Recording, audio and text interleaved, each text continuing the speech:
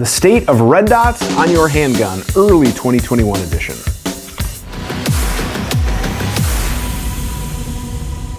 The state of the Red Dot address? I'm not really exactly sure what to call this, but I want to kind of give people an update on where we are at, and this is first quarter of 2021. I was honestly hoping to have some other news, but with SHOT Show being canceled, that quite frankly pushed a few optic manufacturers not to announce or release things that are, I'm told, in the works that I think would be pretty awesome as far as handgun red dot optics. So maybe there'll be an update to this video, maybe later this year with some other new offerings, but today we're gonna kind of basically address some of the common questions that I get.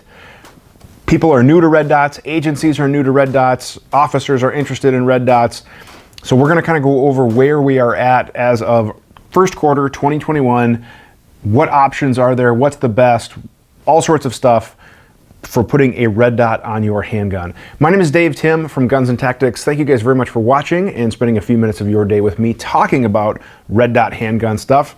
And as always, if you have any questions about this or any other firearms related topic, go ahead and send it in to the email address shown below, which is the QA@gunsandtactics.com, and to get entered for our monthly QA series, plus one lucky question asker gets a cool prize. So I try to answer everything, and if you even have some offline questions or whatever, don't hesitate to reach out. So my first push, if you're new to the red dot, is get quality training. There are a lot of great instructors out there who are doing great handgun courses with Red Dot Handguns. Right now, some of the big names are Scott Jadlinski of Modern Samurai Project. Super awesome guy, great instructor. Really enjoyed working with him and training with him. Steve Fisher does a great handgun class, and he's been running dots for a long time. Aaron Cowan from Sage Dynamics, Jim Dexter. I know that I'm missing a few out there, but I would say those guys are probably some of the more well-established red dot handgun programs out there. And then hopefully my course that I'm teaching with 88 Tactical is gonna kind of grow and continue to be an awesome course, which I'm really proud of it, but I'm biased because I help develop and I teach it.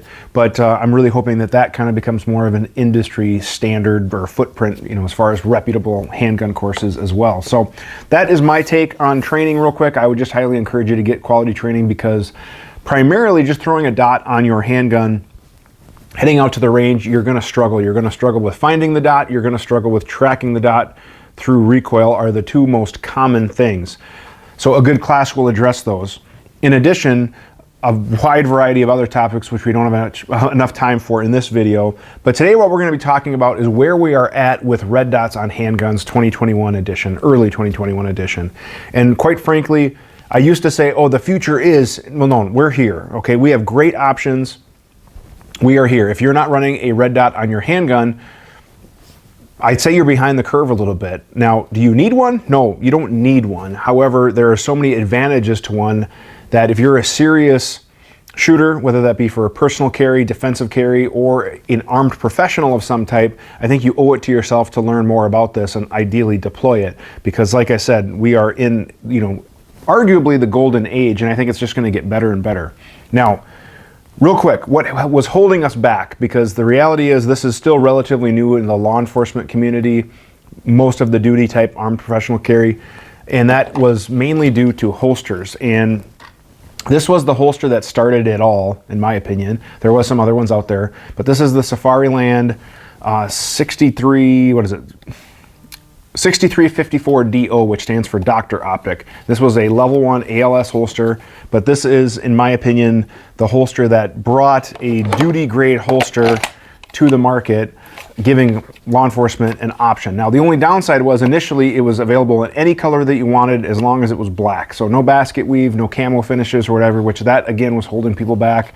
And it didn't have anything more than a level 1 security device, which was holding some people back. Actually, I take that back. It might have been available early on in like a OD drab or something like that. But nonetheless, this started it. And then finally, once Safariland, I want to say in like 2017-ish, maybe it was SHOT Show 2018. Actually, I did a video with Safariland announcing these holsters. I can put it up there if you're interested in watching it. But they came out with the 6360 RDS series, which gave law enforcement in particular a truly duty grade holster option available in a wide variety of finishes, basket weave, black, whatever. Plus it had SLS, ALS security. So this was really kind of the missing link because we already had stuff. So with holsters, if you're looking at a duty holster, I get questions all the time. What do I recommend? Right now, I recommend the Safariland 6360 series. I do get questions all the time about the Safari 7 series. So I got one to check out, and these are a molded, you know, supposedly a better holster or whatever. I still prefer the 6000 series, the 6360 or level 2, level 1, whatever, but I like this series of holster far better. The fit, it's smoother, everything like that is better about this holster. This is a level 3 holster as well, but everything is just not quite as nice as a broken in 6000 series. And I've used this at a couple of classes, and I'm not saying it's bad, I'm just saying I prefer the 6000 series better. So if you're looking between the two, get the 6000 series. The other newcomer on the block is Blackhawk. Yes, Blackhawk, not the Serpa that you're thinking of. This is the new T series, and I have to say, I had a bias going into this. I thought, oh, it's gonna be like a Serpa, I'm not gonna like it, but when I received them as a demo, I have to say, it's actually a super fast and efficient holster. They had some really smart dudes working on this, I've been told, some military guys looking for a good quality duty holster, not just for the Glock platform, but also for the Staccato platform. And I gotta say, it's a super fast, really well-built holster. Now, I would argue it's not quite a true level 3, even though they call it a level 3, but the reality is you do one thing to disable all of the security devices. So I would call it a level 2 plus. That's just my opinion. But it does have a hood, it does have a internal mechanism for retention as well. Maybe I'll do another more focused video on the holster.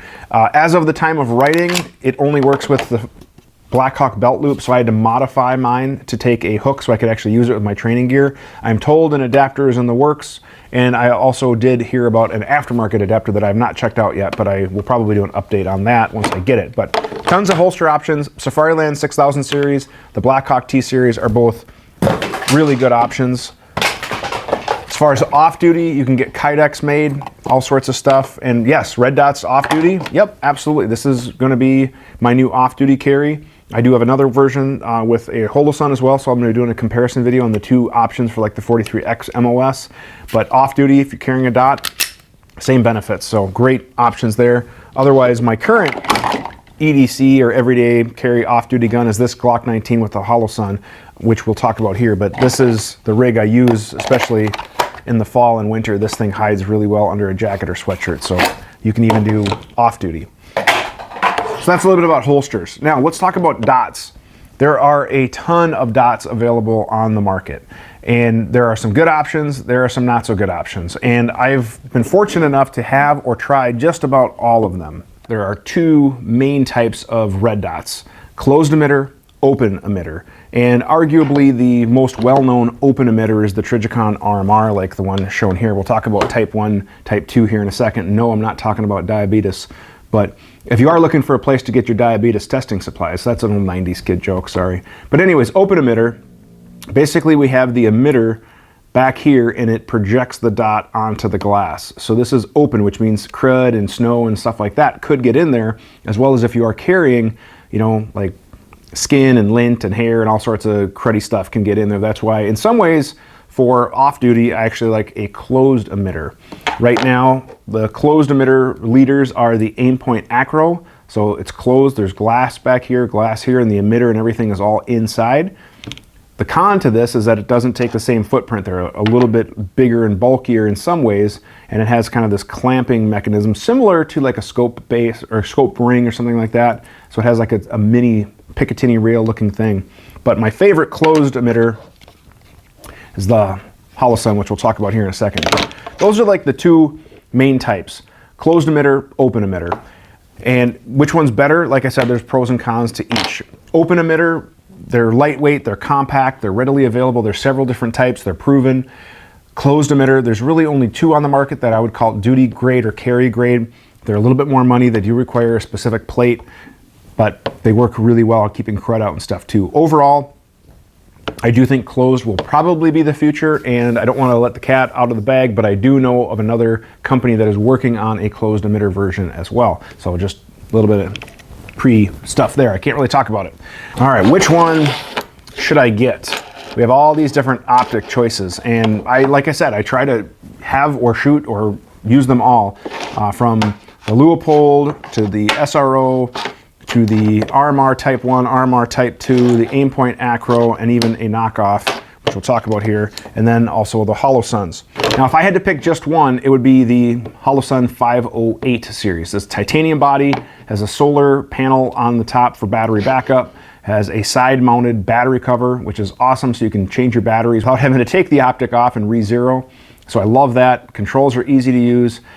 This is the older version with the large buttons. The newer version has the small buttons, and don't get really wrapped around the axle, guys. I like the small button version just fine. I really like these Holosun optics though. So right now my choice for an open emitter is the Holosun. It uses a RMR footprint, so it will fit on any gun that is cut for an RMR or any plate that is fit for an RMR. It's a nice, lightweight, compact package with a good window, good durability. These things have been absolutely awesome. I've run the snot out of this particular one, run the other one pretty much 1,000-ish rounds, which is relatively early, and they've been holding up awesome. Closed emitter, my pick would be the Holosun 509. This actually is my off-duty gun. It's a Glock 19, and I love this thing. Absolutely holds up really well, and in some ways, I think having a closed emitter for an off-duty gun, something that's carried concealed, is probably a little bit more important. This thing gets dirty and cruddy all the time with lint and hair and old skin cells and whatever else crud comes from carrying either appendix or inside the waistband. And if you guys carry that, you'll know it. And having the ability just to quick wipe off the back glass versus having to get down into an emitter and everything else, I just like having the closed emitter. So same features of the 508 on the 509, side battery, solar, very rugged body, buttons. Again, the new version is going to have the smaller buttons, but this thing has been awesome. Absolutely love it. I've done videos on both of them, which will be up in the cards or in the descriptions, but I can't say enough good things about this overall setup. This has just been a great off-duty gun. Now, other great optics that I would consider duty grade. Yeah, whoa, Trijicon SRO, duty grade? Yeah, there's going to be a little controversy. Not everybody thinks so. The SRO does have a very large window. It's very circular. It kind of reminds me of the old Seymours, but very, very inviting, very high shootability score, which is a term I know I may have made up. That's all right. So far, they are durable. They track well. They hold to zero. Now, let's talk about durability. Why does Trijicon not call it duty grade? Is because it's not drop test rated. So if you drop it, yes, it very likely will break from a shoulder height. Aaron Cowan has demonstrated that. Trijicon even says if you're looking for a duty grade, we will recommend our RMR. However, Los Angeles Sheriff's Office, they approved the SROs. Several other agencies approved SROs. I've dropped my SRO from not quite that high, and I've banged it around and used it, to clear stoppages and everything else, and it's held up. So I have good things to say about it, but do I realize it's not quite as durable as the other option, such as the RMR? Absolutely. So there's a little bit of give and take, but if you want that large window, or if you're doing a lot of competition shooting or whatever, I would say the SRO is absolutely one to look at. So really do like the SRO for a shootability standpoint. Now the old RMR, these are tried and true Type 2, and I'll show you the quick difference. Externally, it's really tough to tell the difference between a Type 1 and a Type 2, but if we flip them over, you can see that the battery contacts are different. This star one over here is a Type 2. It has more contact with the battery, and this version here with the single tab is a Type 1. These are not handgun rated, and Trijicon's not really warranting these anymore for handgun use. So if you have an older Type 1, it might be time to look at upgrading it to a Type 2 if you like the RMR footprint or maybe something different. Or, put it on a rifle, a shotgun, whatever. This is my last, actually I do have another one, but this is my last Type 1, and this is going to be going on a shotgun. So Type 2 RMR, still a great optic, duty grade, very rugged, a little bit smaller window. Some people, especially when you're new, will say, hey, it's a little harder to find the dot, but the reality is once you get some training, it's just as easy to find the dot on this as it is anything else. Even this smaller, kind of more box-looking tube thing of the Acro, you can still find the dot. Now, some people ask me, like, well, yeah, some of these knockoffs, they're just as good. So I went and checked out one. I got an airsoft knockoff on eBay of an RMR. It sucks. It absolutely sucks. It doesn't get bright. When you tighten it down, it flexes and the dot goes in and out, whatever. I was going to put it on a cert gun because I have a dot cut on my cert, which I know I'll do a video on. Everybody always asks about my cert gun, which I normally, will run. So I was going to put the dot on here. I have it cut to a Glock MOS pattern so I can put plates in it, but it sucks. I can't even use it for cert because this airsoft one sucks so much. So that is that. Another great option, especially for the competition shooters, big window, is the loop-holed Delta Point. Large window here. Now, the new version, I'm told, with like a blue circuit board inside, are supposedly better quality, a little bit more durable. Marshall Service have been using Delta Points on their staccatos, and they've had good luck with them, so I do think it is a duty-grade optic, even though, yes, it will also break in a drop test more than likely because it has this big window. Now, it does have a little bit of a shroud at the top to protect it, but it's still glass, so keep that in mind. But it does have a top-loading battery compartment, so you can swap the battery without having to take the optic off. I don't like the button interface as much with the loophole. It just has the one button, so you have to cycle through, versus like the Trijicon has, large buttons on the side, or the Holosun has buttons on the side. However, the downside that I've been talking about is the Trijicon has the battery compartment on the bottom, so that means you have to take this off to change the battery, and then you also have to confirm your zero. What if I didn't mention your optic? Don't freak out. There are several other options out there that are great for practice, range use, even competition use. And they're generally more budget oriented. Some of them will even use the same footprint as, say, an RMR or a Delta Point. But it's not something that I would carry on patrol, off duty, if my life depended on it. I don't know if I would trust some of these other less than proven ones yet. Now, some of the ones that I want to check out is Bushnell just came out with some new ones that are supposedly pretty rugged. They look okay on paper, but we'll see, and they're relatively cheap. Vortex makes some optics. I've seen several of them fail at classes on handguns, sadly. And then there's a bunch of other brands out there as well that are either made by other companies or made themselves. Now, the one that I didn't talk about is the Shield. And the old version of the Shield, which I've actually done some videos on, had a polymer lens. They sit really low, which is super nice. You can use even just standard sights, but the polymer lenses scratched. They weren't very durable. You had to have the special tool thing to zero them. I like the shootability of it, and if you were strictly doing range use or competition use, maybe it might be fine, but for a carry type thing, it was just a no-go because cleaning it scratched the lens really easily, and I didn't like it. Now, this particular one is the new glass version, so I'm going to check it out for like an off-duty carry type perspective. The glass was my biggest complaint, but zeroing and durability, repeatability are also concerns that I have that other users have reported. So I'm going to do some more shooting with this particular Shield and report back, but Shield is not on my list of what I would carry anymore. And that's no diss to them, it doesn't hold up for what I need it to. So for other applications it might be just fine, but I really did like how low it sat. Now, as far as mounting,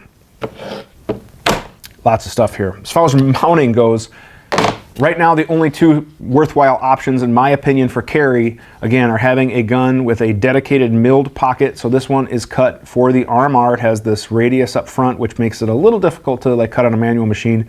This particular one has posts, and then the threaded portion here where the dot would just go down and clamp in.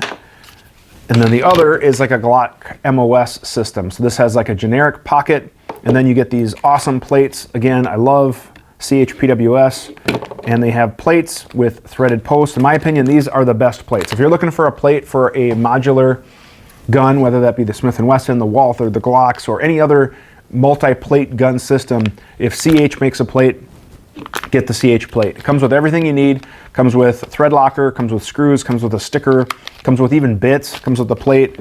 In my opinion, they're awesome, and what's nice is that you don't need these little sealer plates that sometimes you do with other stuff. So again, I can't say enough good things about the plates that CH makes, but just, check this thing out.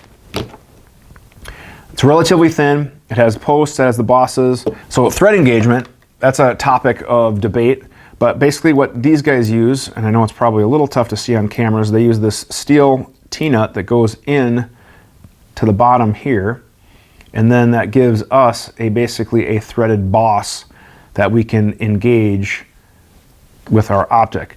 Now here's why this is important, is that an optic riding back and forth on your gun, it's actually a lot of force recoil on the gun. It goes back and forth and recoiling. And what the plate system is designed to do is make sure that the dot doesn't move on the gun and can cause issues shearing the bolts off of a standard plate. Now I can show you a few pictures, but usually every class I go to, something comes loose, or we had one dot completely come off, or people have reported screw breaking, etc. Because shear value versus clamping value is different for different fasteners, and that's a whole nother engineering topic. But you want to make sure you're using a good quality plate. The CH plates fit really well into the MOS pocket. You know, it has a nice snug fit, and it bolts down using the two M3 screws, and then again the T-nuts would extend up, giving you a threaded boss then to insert your dot. Again, a nice snug fit. Sits relatively low for a plate system. I love CH plates. I'll do a full installation video on how to install a Red Dot here in another video, but that is kind of where we're at 2021. We talked a little bit about training, a little bit about holsters, guns, optics, a lot of things thrown at you. If you have Red Dot specific questions, please sound off in the comments below or send me an email. I'll do dedicated videos on stuff. Shameless plug, if you're a law enforcement officer or firearms instructor looking for some quality training, check out my course. It is the RDS equipped handgun instructor course from 88 Tactical. It's a 3-day course. We put a lot of thought into it being behavior-based, reality-based, and I'm really proud of it. There'll be some reviews being posted shortly, as it's a relatively new course. We just started teaching it 2021, but I am traveling around the country, so hopefully we can cross paths. So if you're interested, you know, let me know and we can see if we can come to you. But that is a little shameless plug, but I want to make sure we're getting good training out there. If you have questions, like I said, don't hesitate to ask. Thank you guys very much for watching. I hope this was helpful. Sound off in the comments. Send your questions to the email address shown below. That is the QA@gunsandtactics.com.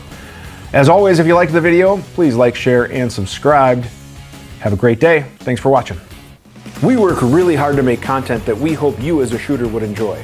Subscribe to our channel, check out our featured videos and playlists, and if you have a question firearms related, go ahead and send an email to the address shown on the screen to be entered into our monthly QA series.